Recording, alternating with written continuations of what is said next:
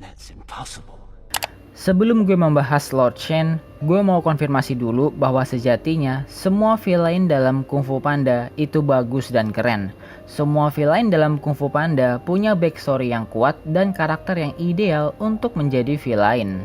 Tai Lung dengan patah hati akibat penolakan menjadi kesatria naga, Lord Shen dengan ambisi untuk menguasai seluruh dataran Cina, Jenderal Kai dengan ambisi untuk menguasai Qi semua orang. Masing-masing punya kisah yang ciamik dan legit untuk ditampilkan menjadi villain. Tapi ada satu villain menurut gue yang, wah ini sih villain terbaik di antara ketiganya. Dan dia adalah jeng Lord Shen the Peacock atau Lord Shen si burung merak.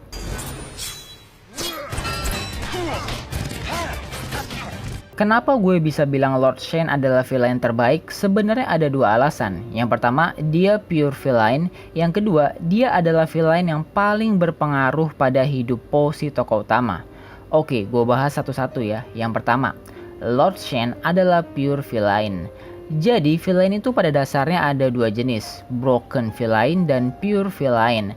Kalau broken villain itu adalah villain yang tercipta dari orang baik yang tersakiti atau orang baik yang rusak karena teracuni pikirannya. Jadi broken villain itu dulunya orang baik seperti pada umumnya, tapi ia berubah menjadi jahat karena trauma akibat tersakiti atau mungkin juga karena sisi negatif dalam dirinya mengalahkan sisi baiknya. Contoh broken villain adalah Tai Lung dan Jenderal Kai. Tai Lung dulunya adalah murid yang baik, anak kesayangan Master Shifu. Namun ia berubah menjadi beringas akibat rasa kecewa karena ia ditolak menjadi kesatria naga.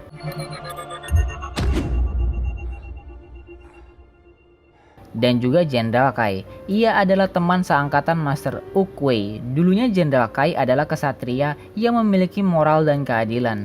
Namun setelah mempelajari kekuatan Qi, ia dibutakan oleh kekuatan itu dan berambisi untuk merebut Qi semua orang.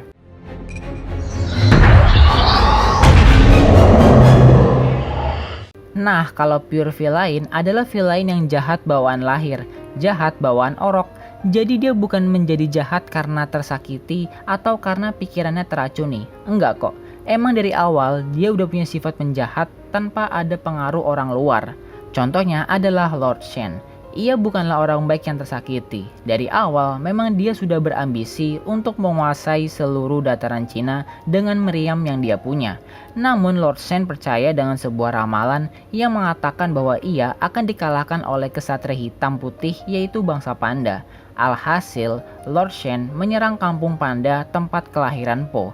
Lord Shen melakukan itu tanpa belas kasih. Ia menghabisi semua panda yang terlihat oleh matanya, dan ibu Po menjadi korban akibat tragedi itu. Siapapun yang menghalangi ambisinya, maka akan ia habisi. Kejam, brutal, dan bengis. Sebuah perpaduan yang sangat mantap untuk menjadi seorang villain.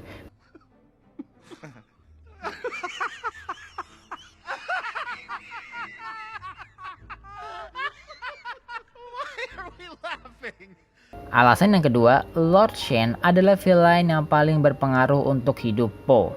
Seperti yang gue jelasin tadi, karena percaya dengan ramalan yang mengatakan bahwa bangsa panda yang akan mengalahkannya, maka Lord Shen menyerang desa panda dan menyebabkan Po berpisah dengan orang tuanya dan ibunya pun menjadi korban karena tragedi itu. Beda sama Tai Lung dan Jenderal Kai yang merupakan sosok baru dalam hidup Po.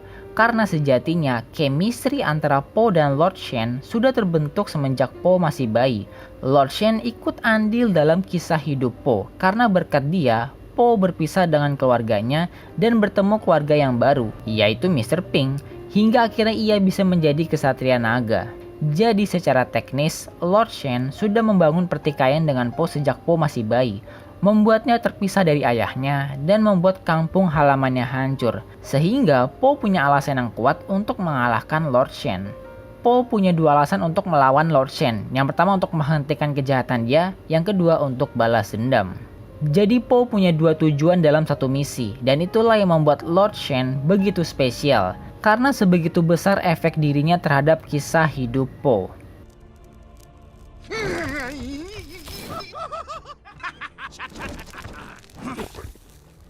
Nah, jadi gitu mas bro. Karena dua alasan inilah gue berani bilang jika Lord Shen adalah villain terbaik.